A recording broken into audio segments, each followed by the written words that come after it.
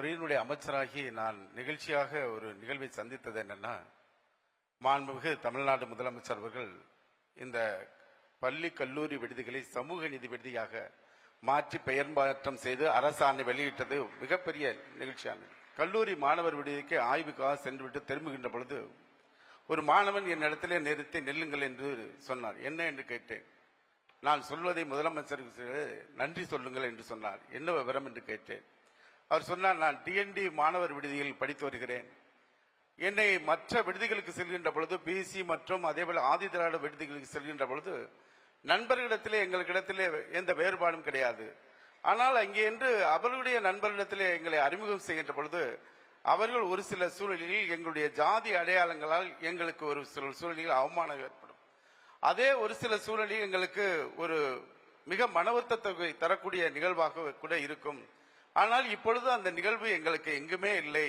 காரணம், தமிழ்நாடு முதலமைச்சர் அவர்கள் சமூக நீதி விடுதி என்ற பெயர் மாற்றம் செய்து ஜாதி அடையாளங்கள் இல்லாமல் மாற்றி இருக்கிறார். அதற்காக நன்றியை சொல்லுங்கள் என்று சொன்ன பொழுது அருகிலே இருந்த பேராசிரியர் குறுக்கிட்டு, தம்பி, இவ்வளவுதான் நீங்க தெரிஞ்சிருக்கீங்க. நம்ம முதலமைச்சர் எந்த ஒரு திட்டத்தை செயல்படுத்துவதாக இருந்தாலும் அதை 10 ஆங்கிள் அவர் பார்க்கிறார், 10 கோணங்களில் பார்க்கிறார். அதுல எது பெஸ்டா இருக்கோ அதை எடுத்து செயல்படுத்துகிறார். மிகப்பெரிய அந்த திட்டம் வெற்றி பெறுகிறது.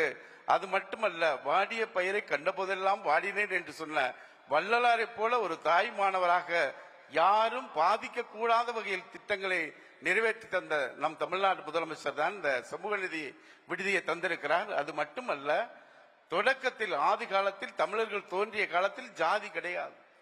தமிழ்நாட்டில் இருக்கின்ற சங்க இலக்கிய நூல்களில் சாதி கிடையாது. ஆனால் இடையில் தான் சாதி வந்திருக்கிறது.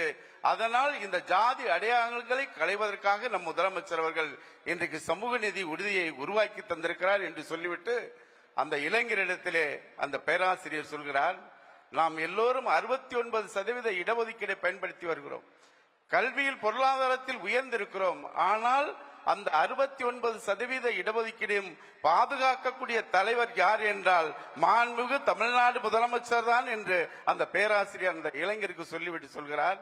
இந்த மாணவன் கேட்கிறார், எப்படி சொல்கிறீர்கள் என்று கேட்ட பொழுது அந்த மாணவனுக்கு பேராசிரியர் சொல்கிறார், தமிழ்நாட்டில் சமூக நீதி என்பது வாசகம் அல்ல, தமிழ்நாட்டினுடைய உயிர்.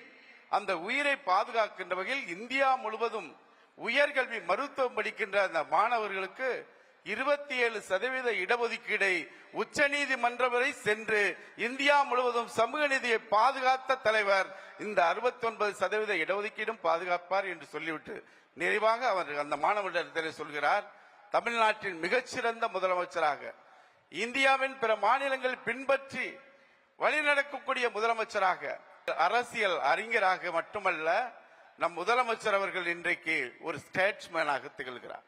அதனால் அந்த அரசியல் மாமேதையை இந்திய தேசமே போற்றுகிறது, பாராட்டுகிறது, தமிழ்நாட்டு மக்கள் பெருமைப்படுகிறார் என்று பேராசிரியர் சொல்கிறார்.